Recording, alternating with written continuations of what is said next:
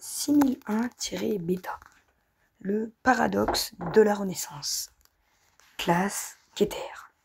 SCP-6001-Bêta est actuellement impossible à contenir physiquement en raison de sa nature dimensionnelle instable. En lieu et place, une barrière mimétique de confinement a été mise en place autour de l'Institut en Norvège où SCP-6001-Bêta a été détecté pour la première fois. Toute tentative de localisation de SCP-6001-Bêta via des instruments de mesure ou des capacités de détection doit être immédiatement interrompue. Le personnel affecté à la surveillance de la zone de l'accident doit avoir subi une formation extensive en résistance mimétique.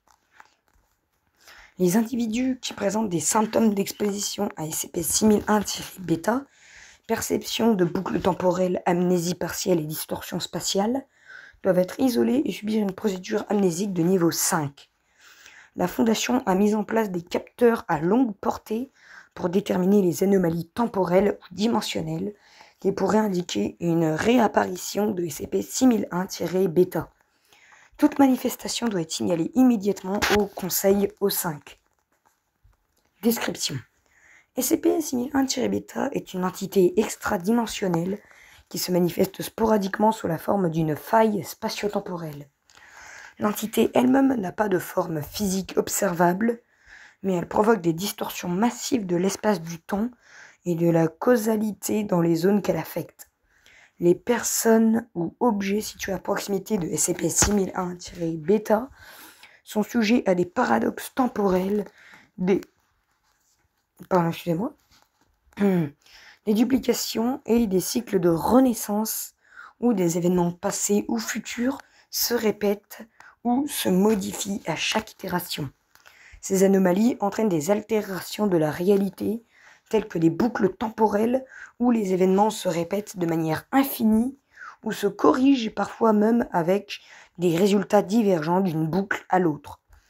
SCP-6001-Bêta semble fonctionner selon des règles internes inconnues qui défient toute logique spatiale ou temporelle connue. Les effets de SCP-6001-Bêta incluent mais ne se limitent pas au paradoxe temporaire, des événements pouvant se produire avant même que leur cause ne soit initiée, la rétrocausalité, des effets d'action n'ont parfois lieu qu'après la mort ou la disparition de ceux qui les ont initiés, duplication temporelle, des individus pouvant être dupliqués avec plusieurs versions d'eux-mêmes coexistantes à des périodes différentes, certaines étant plus âgées ou plus jeunes. Distorsion spatiale. Des espaces peuvent être compressés ou étirés, créant des non-lieux où la géométrie devient illogique. L'impact psychologique de ces distorsions est profond. Les individus exposés à SCP-6001-Bêta ont souvent des expériences traumatisantes liées à la confusion temporelle et au dérèglement de la causalité. Beaucoup entrent dans un état de dissociation ou de démence, croyant être pris dans une boucle temporelle sans fin. Origine. SCP-6000-Bêta a été découvert en 1900 lors d'une enquête sur une série d'accidents anormaux dans l'Institut en Norvège. Des rapports faisant état d'étudiants et de professeurs qui semblaient vieillir ou rajeunir subitement ou qui prétendaient avoir vécu le même jour à plusieurs reprises. Une équipe de la Fondation a été envoyée pour enquêter, mais leur intervention a déclenché une manifestation de SCP-6001-Bêta, provoquant un effondrement dimensionnel partiel au sein du bâtiment. Suite à cet incident, l'Institut a été déclaré zone interdite et les témoins ont été amnésiés.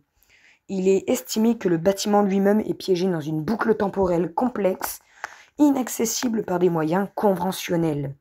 Toute tentative de réentrer dans l'Institut entraîne des phénomènes de saut temporel où les agents envoyés disparaissent temporairement, réapparaissant parfois des années plus tard sans souvenir de l'intervalle écoulé. Addendum 6001-Bêta-A. Exploration 2000. C'est moi. Une tentative d'exploration de SCP-6001-bêta a été menée avec l'utilisation d'une sonde automatisée. Les résultats indiquent que l'intérieur de l'Institut ne suit plus les lois de la logique. La sonde a enregistré des séquences de salles qui apparaissent et disparaissent, ainsi que des corridors sans fin. Des images de multiples versions de l'équipe d'exploration ont été capturées, certaines semblant vieillir de plusieurs décennies.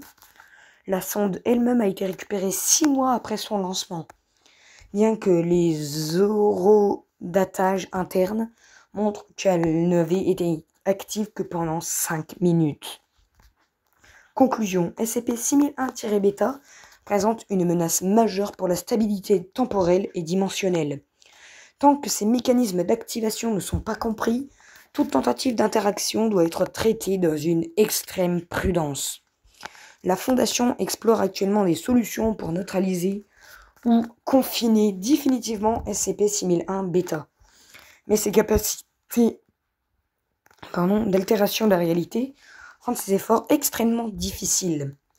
SCP-6001-bêta est classé Keter en raison de son imprévisibilité et de son potentiel à causer des dommages irréparables à l'espace-temps.